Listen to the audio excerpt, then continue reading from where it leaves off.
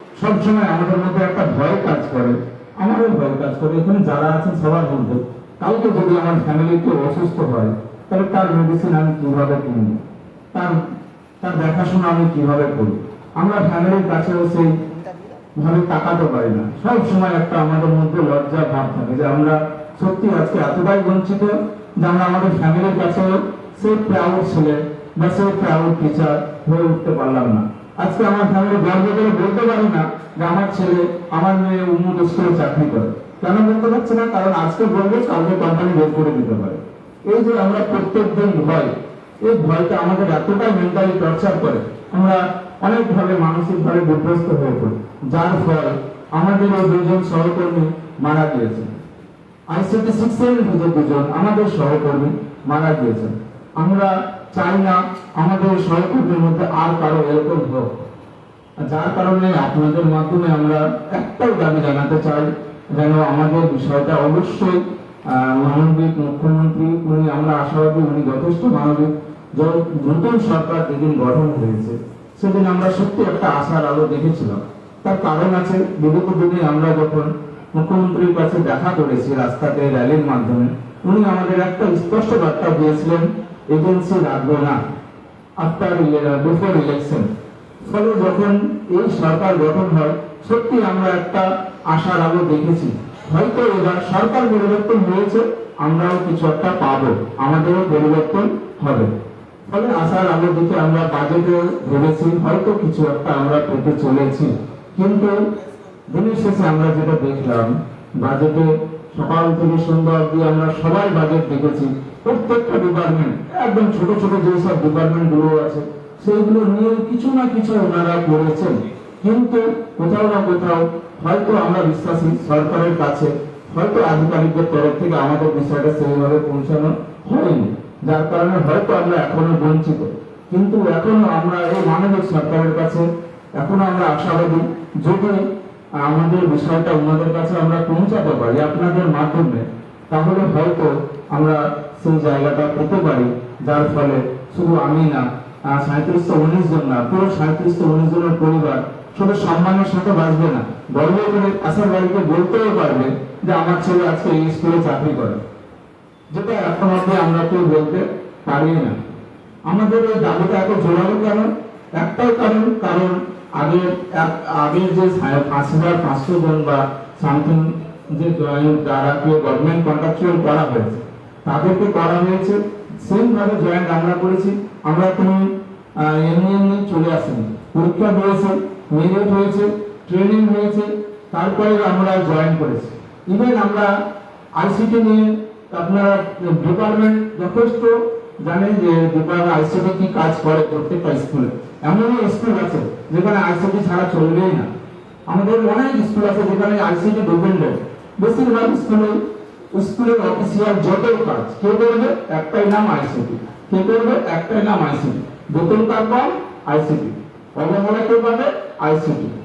সবাই অপমানিত কে করবে? আইসিটি। টিচারদের পাশে বসতে কে পাবে না? আইসিটি। কাজের বেলায় কে? আইসিটি। আমরা সব জায়গায় পিছিয়ে থাকি, শুধু একটা জায়গায় এগিয়ে থাকি, সেটা হচ্ছে কাজে। যখন কাজের প্রয়োজন হয় তখন আমাদের কথা মনে করা হয়, বাকিটা আমাদেরকে সাইড করে দেওয়া হয়। তো আমরা একটা সুস্থভাবে কাজ করতে চাই। আইসিটি একটা এমন একটা প্রজেক্ট যেটা সেন্ট্রাল অ্যান্ড স্টেট গভর্নমেন্টের একটা প্রজেক্ট, যার মাধ্যমে বাচ্চাদের ডিজিটাল শিক্ষা দেওয়ার প্রজেক্ট। এটা সত্যি একটা ভালো, আমরা মনে করি সরকারের একটা ভালো আপনার চিন্তা ভাবনা, যে বাচ্চারা যেন ডিজিটাল শিক্ষায় শিক্ষিত হয়। আমরা দেখেছি, হয়তো আপনারাও জানেন, যারা স্কুলে যায়, স্কুলের ল্যাবে ডিজিটাল ভাবে পড়াশোনা করে, আমরা দেখেছি ক্লাসে একটা বাচ্চাকে যখন আমরা বুঝাই সেটা হয়তো বুঝতে পারে না, সেটা যখন আমরা কার্টুনের মাধ্যমে বা ভিডিওর মাধ্যমে বুঝাই তারা সহজে বুঝে যায়। সেই সব জায়গাগুলো আমরা খুব নিষ্ঠার সঙ্গে করি, আগামী দিনেও আমরা করতে চাই।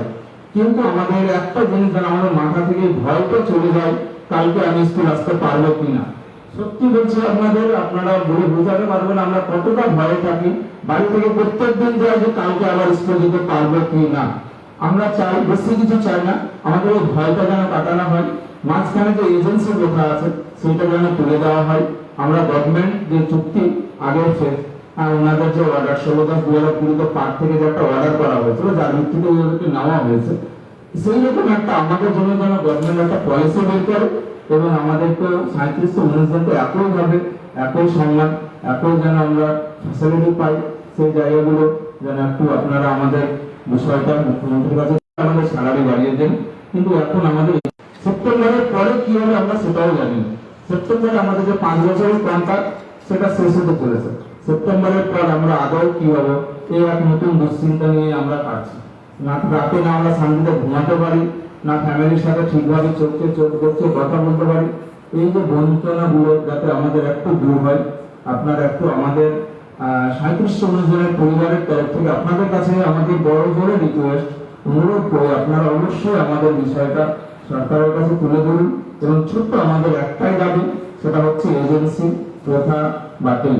এজেন্সি প্রথা আমরা চাই না, আমরা চাই ওই স্যালারিটাই গভর্নমেন্ট সরাসরি ট্রেজারির মাধ্যমে যেটা অল্প ফুটফুটতে দিচ্ছে।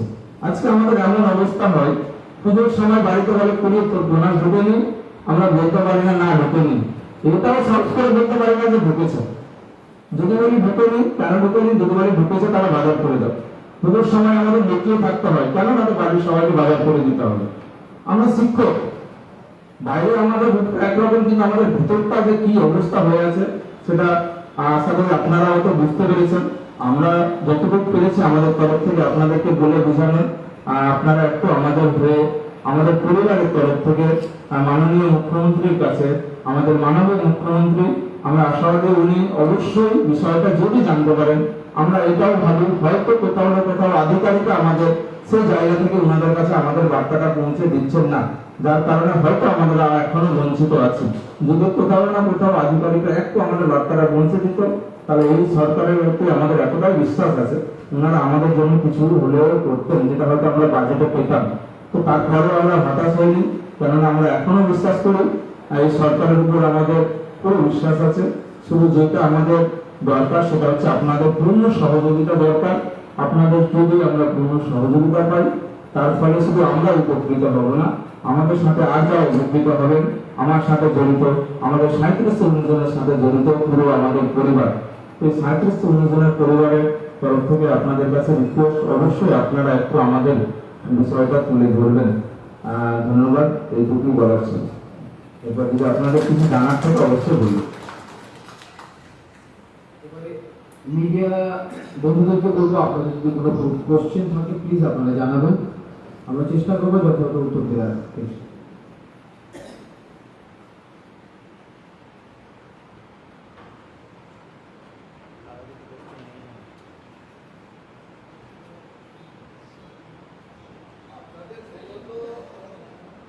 একটু জোরে স্যার।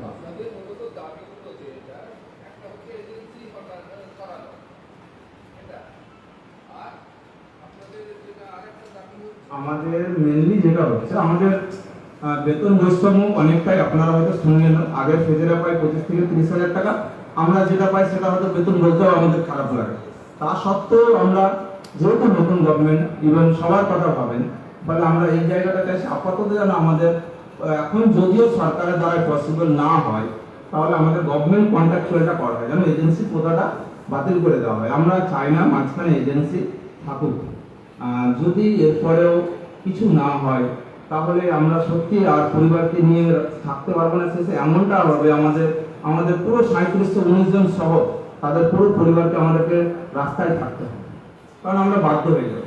কিন্তু আমরা জানি এই সরকার এমন এক সরকার, এরকমটা হতে দিবে না।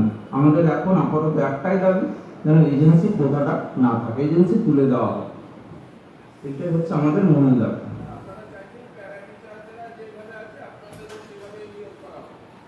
নিয়ম না, আমাদের এই ধরনের একটা পলিসি বের করা হোক, যার ফলে গভর্নমেন্ট কন্ট্রাকচুয়াল করা হবে, সরকারি চুক্তিভিত্তিক। আমরা থার্ড পার্টি এজেন্সির মাধ্যমে এখন আছি, আমরা চাইছি ওই মাঝখানে মানে আমাদের স্যালারিটা হয় আপনার গভর্নমেন্ট ওয়েবেলকে দেয়, ওয়েবেল আবার এজেন্সিকে দেয়, এজেন্সি আমাদেরকে দেয়। আমরা চাইছি গভর্নমেন্ট যে টাকাটা দিচ্ছে সেটা সরাসরি আমাদেরকে দিই ট্রেজারির মাধ্যমে, যেটাকে আমরা গভর্নমেন্ট কন্ট্রাকচুয়াল হয়েছে, আমরা সেইটা চাইছি, যেটা আগের ফেজরা পাচ্ছে। যার ফলে ওরা শুধু টাকা পাচ্ছে না, আজকে সরকারি যত রকম সুযোগ সুবিধা আছে ওনারা সব পান, সব সুযোগ সুবিধা পান।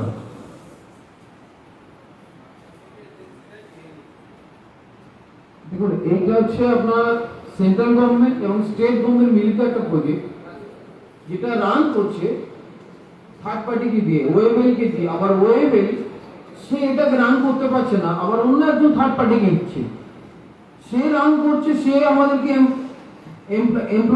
এমপ্লয় হিসাবে স্কুলে পাঠাচ্ছে এবং স্যালারি তার দ্বারাই হচ্ছে। মানে একটা স্যালারিকে তিনটে ভাগে ভাগ হচ্ছে, তার 1/3 আমরা পাই। মাঝখান থেকে এই 2 ভাগ টাকা ভুতুরে কাজে হাওয়া হয়ে যাচ্ছে স্যার। আপনি ভাবুন, একই প্রজেক্টের আন্ডারে থেকে 1 থেকে 5 যারা সরকারের আওতায় রয়েছে, ডিরেক্ট সরকারের আওতায় রয়েছে, ডিরেক্ট গভর্নমেন্ট কন্ট্রাক্টে রয়েছে, তাদের স্যালারি কত? 25 থেকে 30,000 এবং এভরি কাইন্ড অফ বেনিফিটস, সে একই জায়গা থেকে একইভাবে নিয়োগ হওয়ার পরেও তার 3 ভাগের 1 ভাগ টাকা আমরা পাই, তার থেকেও কম পাই। যারা 7 পেজে নিয়োগ হয়েছে তাদের স্যালারি হচ্ছে 6,882, আর যারা 6 পেজে এতদিন ধরে কাজ করে চলেছে তাদের স্যালারি 7,138। রিকল 7,138। আপনারা চাইলে প্রত্যেকে আমরা ব্যাংক স্টেটমেন্ট দেখিয়ে দেবো। মাননীয় মুখ্যমন্ত্রীর কাছে শুধু একটাই আমাদের অনুরোধ, এবং এটা একটা এডুকেশন সেক্টর, এটা অন্য কোনো সেক্টর নয়। আমরাই হচ্ছে শিক্ষক দ্বারা কারিগর বলতে পারবো। বাচ্চাদেরকে যে বেসিক পাঠ দেওয়া হয় সেটা আমরাই দিয়ে থাকি। এডুকেশন সেক্টরের মধ্যে স্মার্ট এডুকেশনটা একটা গুরুত্বপূর্ণ বিষয় হয়ে বর্তমানে দাঁড়িয়েছে। আপনারা জানেন যে প্রতিটা জায়গায় এআই এর উপরে বিভিন্ন ধরনের কাজকাম চলছে এবং বিভিন্নভাবে বাচ্চাদেরকে সেগুলো শেখানো অল ইন্ডিয়া বেসিস এবং আমাদের ভারতবর্ষ তথা রাজ্যতে বিভিন্ন জায়গাতেই প্রোগ্রামগুলো চালানো হচ্ছে। এই টোটালটা রিলেটেড টু দ্য কম্পিউটার, টোটালটা রিলেটেড টু অনলাইন এডুকেশন। এই টোটাল বিষয়টাই কিন্তু আমাদেরকে দেখতে হয়। এই 3,719 জন প্রতিটা দিন স্কুলে 10:30টায় যায় আর 4:30টায় ফেরে, অন্যান্য শিক্ষকদের মতো। আপনারা জানেন কদিন আগে তারা ডিএ পাবেন, খুব আনন্দের সাথে স্কুলগুলোতে খাওয়া দাওয়া কি না হচ্ছে। তো বিশ্বাস করুন, চোখে জল ধরে রাখতে পারে না। কেউ বলে আমার 10 বাড়লো, কেউ বলে 12, কেউ বলে 18। What is this? I just telling you, ভিতর থেকে বলছি, এত কষ্ট ভাবতে পারছি না যে মাননীয় মুখ্যমন্ত্রী শুধু একটা উনি লড়াকু নেতা। ওনাকে দেখেছি সরকারে আসার আগেও দেখেছি, ইভেন ওনার বাইকও শুনেছি। ঠিক এইভাবে মতো সরকারের সবাইকে আমরা পার্মানেন্ট করে দেবো। এই তো পাশের রাজ্য উড়িষ্যাতে 58,000কে পার্মানেন্ট করে দিয়েছি। এবং গত 2 দিন আগে আমি দেখেছি পাঞ্জাব সরকার, যে ভারতীয় জনতা পার্টির সরকার, 95,000 কন্ট্রাক্টুয়ালকে তারা পার্মানেন্ট করে দিয়েছে। এবং আমাদের পার্মানেন্ট সেই চাহিদা, সেই আশা পাওয়া সরকার সবে 11 সপ্তাহের সরকার, আই থিঙ্ক 12 সপ্তাহ সরকার, আমাদের সেই চাওয়া নয়। মাত্র থেকে কোম্পানিকে রেখে আমাদের প্রাপ্যের টাকা, কষ্টের টাকা কোম্পানিকে দিয়ে তার 3 ভাগের 1 ভাগ টাকা, যেটা বলার মতো নয় সমাজের চোখে একজন শিক্ষক হিসেবে। কেন 3,719 জনের তরফ থেকে আমাদের একটাই রিকোয়েস্ট, প্লিজ আমাদেরকে এজেন্সি মুক্ত করুন, কোম্পানি মুক্ত করুন, ডাইরেক্ট গভর্নমেন্টের আওতায় আনুন। আপনারা যেভাবে দিন না কেন গভর্নমেন্টের আওতায় রেখে আমরা তাতেই সন্তুষ্ট। শুধু আমাদেরকে বাঁচান, আমাদেরকে পরিবারকে বাঁচান। আমি ব্যক্তিগতভাবে বলছি, বিশ্বাস করুন, আমি 21 তারিখ থেকে 28 তারিখ পর্যন্ত আমি ছুটি নিয়েছিলাম।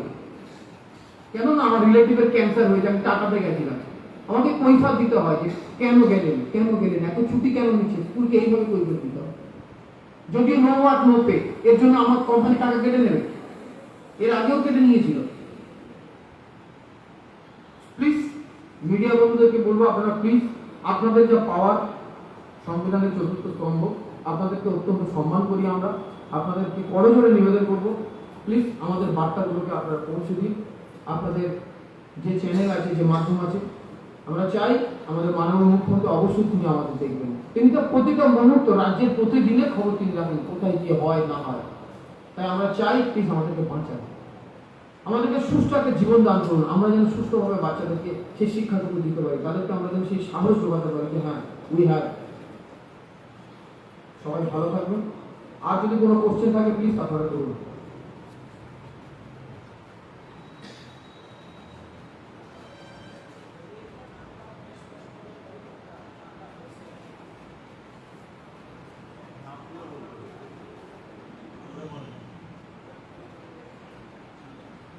আমার নাম মোহাম্মদ উমর ফারুক, আমি আইসিটি 6 ফেজের একজন কম্পিউটার ইনস্ট্রাক্টর।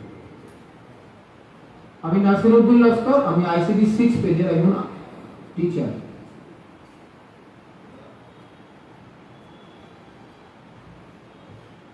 আমি অচিন্ত ব্যানার্জি, আইসিটি 6 ফেজের একজন শিক্ষক। আমি সৈকত বসু, আইসিটি 6 ফেজের একজন কম্পিউটার টিচার।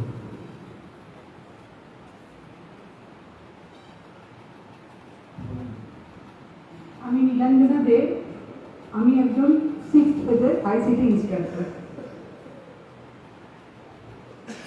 আমি পাপিয়া দাস, আমি আইসিটি 7th ফেজের একজন কম্পিউটার টিচার।